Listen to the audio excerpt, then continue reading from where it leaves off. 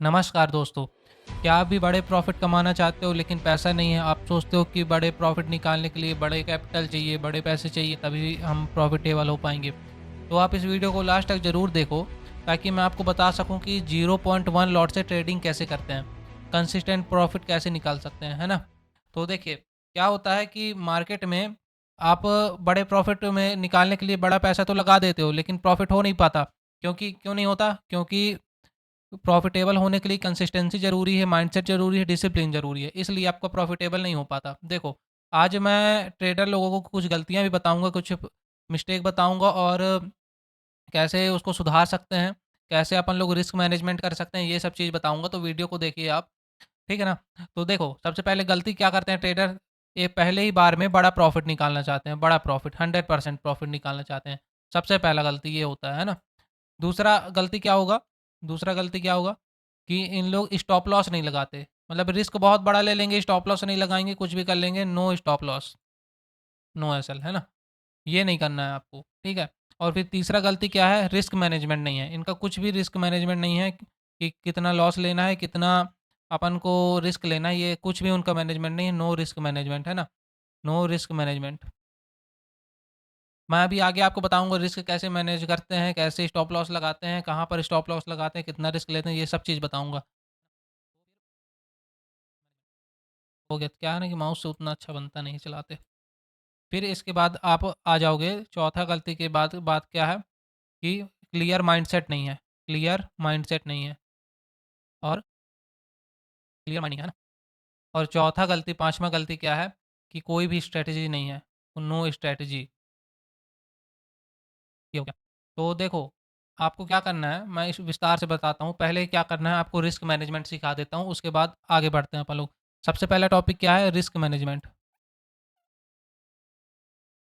ठीक है? Risk manage करने के लिए आपको सबसे पहले क्या करना पड़ेगा, कम से कम मैं मान रहा हूँ कि 10,000 रुपए आपका कैपिटल है। 10,000 रुपए आपका कैपिटल है।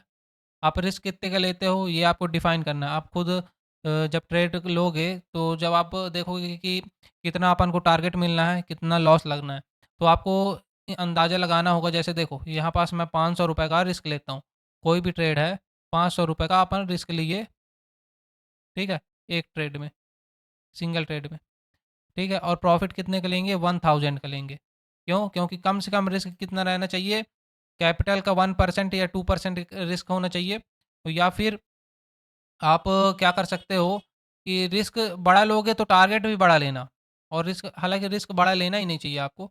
रिस्क अगर बड़ा लेते हो तो टारगेट कम से कम 1:2 तो होना ही चाहिए ना, तब तो आप प्रॉफ़िटेबल होगे।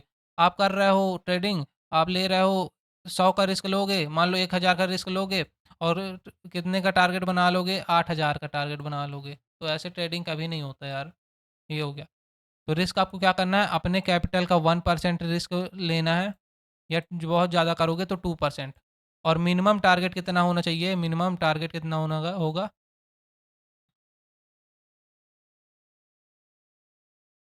1:2 मिनिमम टारगेट, या फिर 3-4 बढ़ सकते हो आपकी स्ट्रैटेजीज़ के अकॉर्डिंग। देखो, मैं अपनी स्ट्रैटेजीज़ का वीडियो डाल चुका हूँ।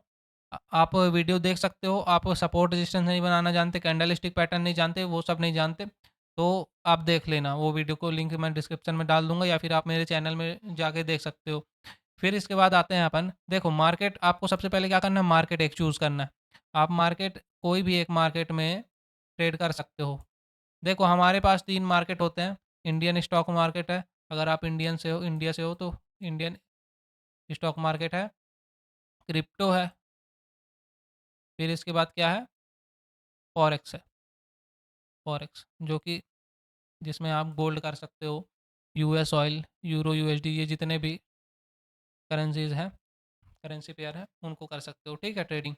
फिर इसके बाद हम आते हैं कि माइंडसेट क्या होना चाहिए, क्लियर माइंडसेट कैसे रखें।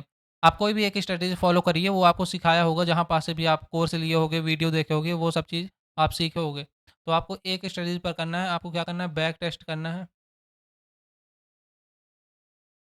फिर दूसरा क्या करना है आपको कि अपना जो स्ट्रेटेजी है, उसको देखना है कि कैसे वो लाइव मार्केट में देखना है। लाइव मार्केट में, लाइव मार्केट में आप देखोगे कि कितना आपका स्ट्रेटजी सही हो रहा है, कितना गलत हो रहा है, कितने परसेंट एक्यूरेसी सही हो रही, कितने परसेंट एक्यूरेसी गलत हो रही, कहाँ पास आप गलती कर रहे हो, वो चीज़ नोट करो, जर्नल बनाओ आप, ट्रेडिंग का जर्नल बनाओ, ठीक है? नेक्स्ट स्टेप पर आपको आ जाना है, जो कि क्या है कि आपको मार्केट में हर दिन ट्रेड नहीं लेना है। डेली अगर आप ट्रेड ले लेते हो, तो आप